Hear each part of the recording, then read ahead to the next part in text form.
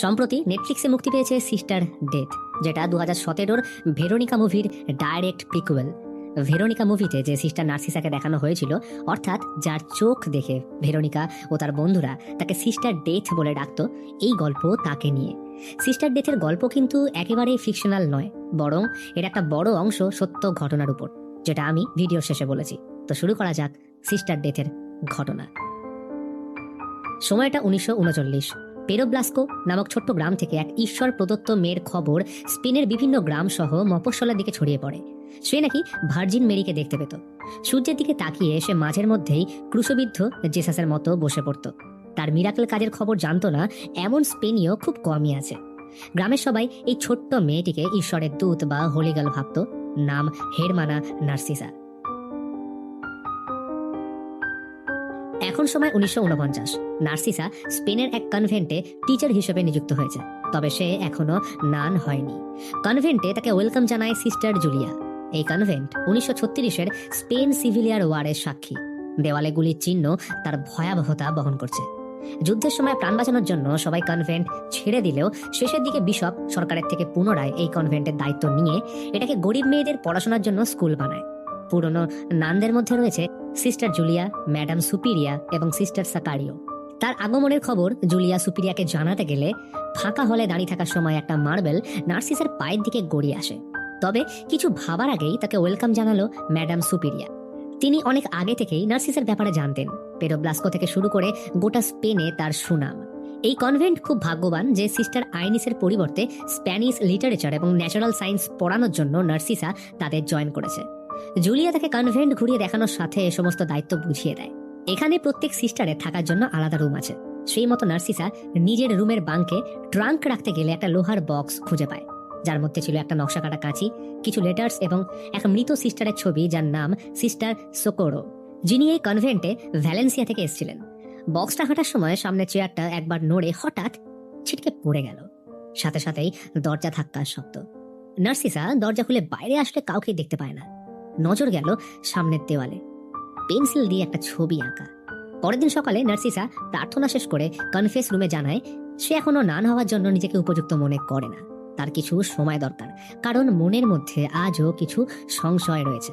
কিন্তু ফাদার তাকে সময় মতো প্রার্থনা, নিয়মানুবর্তিতার সাথে এই কনভেন্টে কাজে মন দিতে বলেন। এতে মন শান্ত থাকবে। প্রথম দিন ক্লাস জয়েন করে সবাই তাকে ওয়েলকাম জানায়। পড়ানোর সময় ক্লাসের একটা মেয়ে রোজা কিছু একটা দেখে ভয়ে টয়লেট করে ফেললে তাকে এবং তার বোনকে নার্সিসা বের করে দেয়। বেলায় সুপিরিয়ার সাথে গল্প করার সময় পুরনো অ্যালবাম থেকে তিনি সমস্ত নানদের ছবি দেখাচ্ছিলেন। তাদের মধ্যে অনেকেই আজ মারা গেছে। নার্সিসা খেয়াল করে এর মধ্যে একটা ছবি মিসিং। রুমে এসে বক্সটা খুলে বুঝতে পারে ওখান থেকে সিস্টার সোকোরোর ছবি কোনো কারণে সরানো হয়েছে। আর তখনই চেয়ারটা আবার পড়ে যায়, সাথে পুনরায় দরজায় ধাক্কা। নার্সিসা দরজায় কান পাতলে শুনতে পেল বাইরে থেকে কারোর কান্নার আওয়াজ আসছে, কিন্তু পুরো হল ফাঁকা। মার্বেলটা আজও পায়ের সামনে পড়ে। হঠাৎ সেটা গড়িয়ে অন্ধকারে ঢুকে গেল। নার্সিসা হাতে একটা লণ্ঠন নিয়ে ওটার পিছু করল। মার্বেলটা হল বরাবর সিঁড়ি হয়ে নেমে ক্রমাগত এগিয়ে চলেছে। অবশেষে থামলো বেসমেন্টের এক পরিত্যক্ত জায়গায়। সেখানে পড়ে রয়েছে সাদা কাপড়ে মোড়া একটা বহু পুরনো কাটা হাত।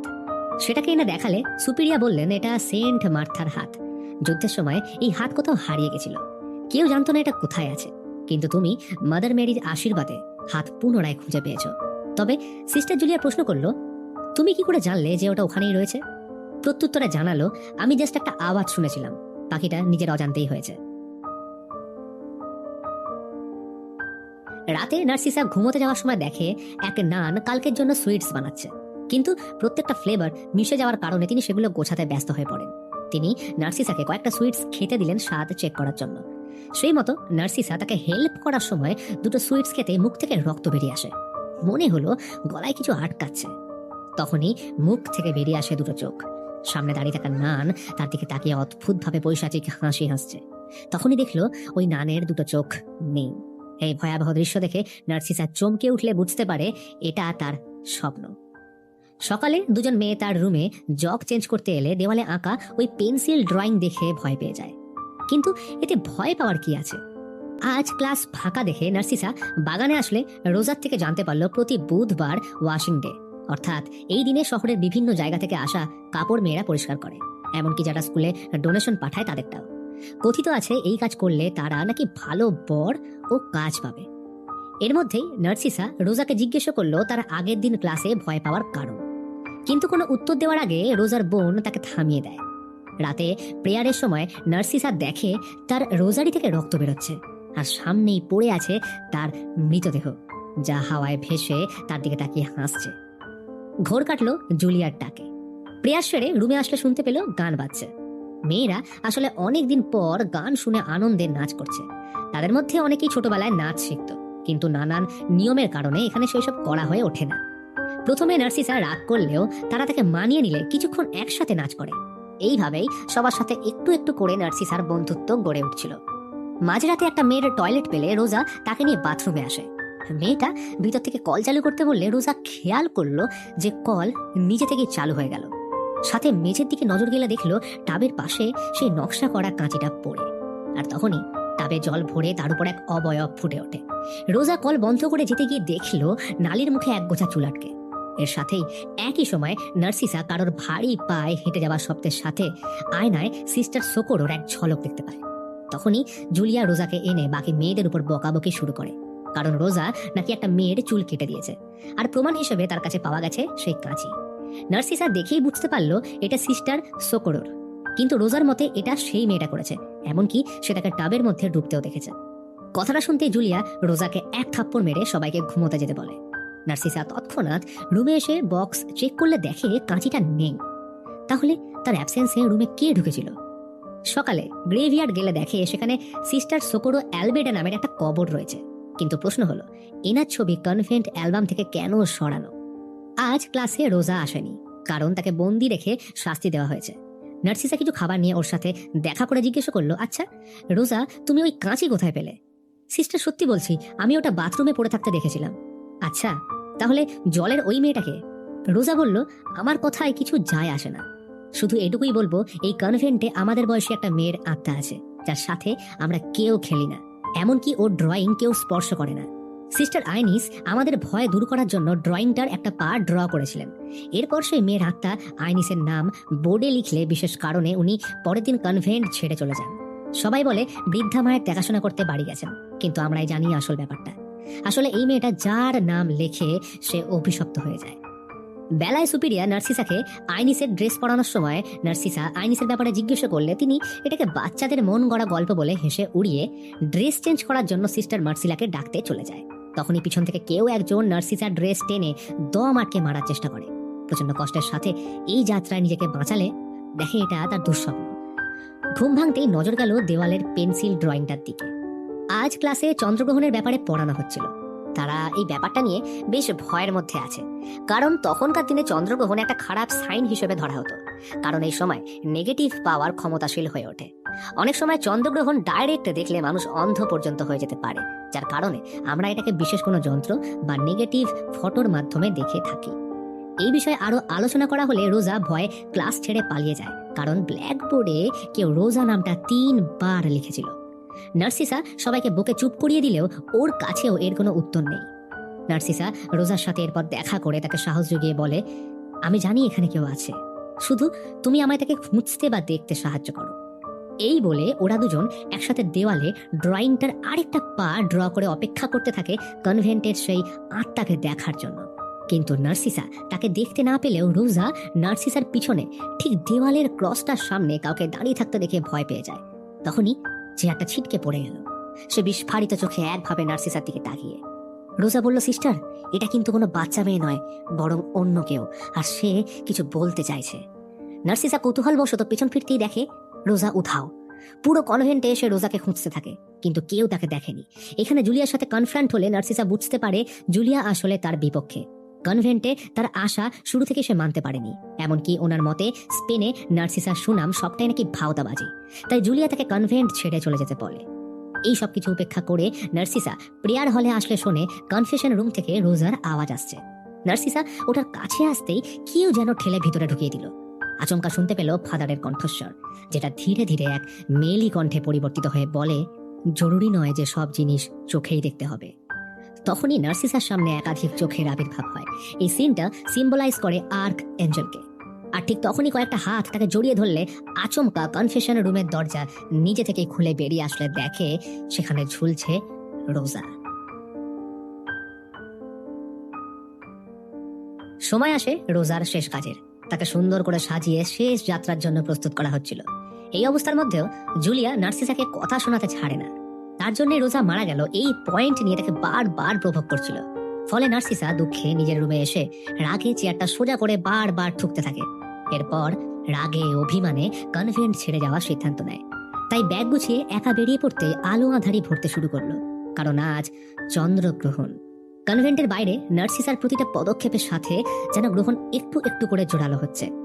এরই মধ্যে সে হঠাৎ ঘোরের মধ্যে চলে গেল। ব্যাগটা ফেলে 2 হাত ছড়িয়ে সূর্যের দিকে তাকিয়ে বসে পড়ল। তার গোটা শরীর কাঁপছে, চোখে এক তীব্র যন্ত্রণার ছায়া। মনে পড়ে গেল সেই কথা, জরুরি নয় যে সব জিনিস চোখেই দেখতে হবে। তখনই জুলিয়া তার মুখে হাত রাখতেই নার্সিসার চোখ সাদা হয়ে আসে এবং দেখতে পায় পাস্টের ভিশন। সময় ফিরে যায় 1936 সালে যুদ্ধকালীন অবস্থায়। শুনতে পাচ্ছে কনভেন্টের নামদের চিৎকার। মনে হচ্ছে প্রতিটা জিনিস যেন সে এই মুহূর্তে সেখানে উপস্থিত থেকে দেখতে পাচ্ছে। পুরো কনভেন্টে তখন শত্রুপক্ষ লুটপাট চালাচ্ছে। খ্রিস্টের ক্রস থেকে শুরু করে বিভিন্ন মূর্তি জ্বলছে আগুনে, সাথে চলছে নানদের উপর অকথ্য অত্যাচার। এরই মধ্যে দেখতে পেল শত্রুপক্ষের সৈন্য গোয়াল ঘরে এক নানকে শারীরিক অত্যাচার করছে। এই ভয়ানক দৃশ্য দেখে নার্সিসা চেঁচিয়ে উঠতেই জ্ঞান ফিরল কনভেন্টে। তার 2 চোখ লাল হয়ে গেছে, মনির জায়গাটা সাদা এবং দৃষ্টি বলতে নামমাত্র। সামনে দাঁড়িয়ে সিস্টার জুলিয়া। নার্সিসা এর মধ্যে কি কি উপলব্ধি করেছে সেগুলো বলতেই জুলিয়া তাকে থামিয়ে রেগে বেরিয়ে যায়। সেখানে বসে থাকা সুপিরিয়াকে নার্সিসা বাঙ্কে রাখা বক্সের ভিতর থেকে সিস্টার সোকোরোর ছবিটা চাইল। সেই মতো উনি ছবিটা ওর হাতে দিতেই ভিজানা দেখতে পেল সেই গোয়াল ঘরের ঘটনা, যেখানে অত্যাচারিত নান আর অন্য কেউ নয়, স্বয়ং সিস্টার সোকোরো। এই মুহূর্তে নার্সিসা যেখানে রয়েছে এটাই ওর ঘর। সোকোরোর সাথে কি করেছিল সেই ব্যাপারে সে কাউকেই জানায়নি। পরবর্তীকালে সে প্রেগনেন্ট হলে অনেক কষ্টের মধ্যে এক মেয়েকে জন্ম দেয়, যেটা সম্পূর্ণরূপে কনভেন্ট ধামাচাপা দিয়ে রেখেছিল। আর এই ঘটনার মুখ্য ভূমিকায় ছিল সিস্টার জুলিয়া। সমস্ত ঘটনা জেনে নার্সিসা পট্টি খুলে চোখ ধুতেই শুনতে পেল খটখট শব্দ। ঠিক ওর পিছনে কালো কাপড় পরে দাঁড়িয়ে সিস্টার সোকোরো। নিঃশব্দে হাওয়ায় ভেসে ওর দিকে এগিয়ে হাতের ফুলগুলো ওর দিকে এগিয়ে দিল। নার্সিসা ওগুলো স্পর্শ করতেই দেখতে পেল আরো কিছু ডার্ক ভিশন। সোকোরোর মেয়ে তখন ভীষণ অসুস্থ, জ্বরে শরীর পুড়ে যাচ্ছে। তাকে বাঁচাতে হলে ডাক্তার দেখানো ছাড়া কোনো উপায় নেই, কিন্তু তাকে কনভেন্টের 4 দেওয়ালের বাইরে নিয়ে যাওয়া অসম্ভব। জানাজানি হয়ে গেলে কেলেঙ্কারি কাণ্ড ঘটবে। তাই সিস্টাররা সোকোরোকে রুমে আটকে তার মেয়েকে বলপূর্বক জল ভর্তি টাবে চুবিয়ে জ্বর কমানোর চেষ্টা করে। সোকোরো চিৎকার করে বলতে থাকে, ও আমার মেয়ে, ওকে দয়া করে কাছের হসপিটালে নিয়ে যাও, না হলে ও বাঁচবে না। মেয়েটা তখন তারও স্বরে চিৎকার করছে।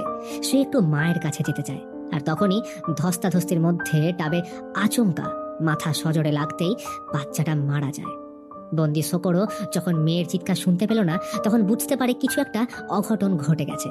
তাই আর বিন্দু মাত্র চিন্তা না করে পাশে পড়ে থাকা দড়ি এনে জেসাস ক্রসের সামনে চেয়ারটায় উঠে গলায় দড়ি দিল সিস্টার সোকোরো। ছিটকে পড়ল চেয়ারটা।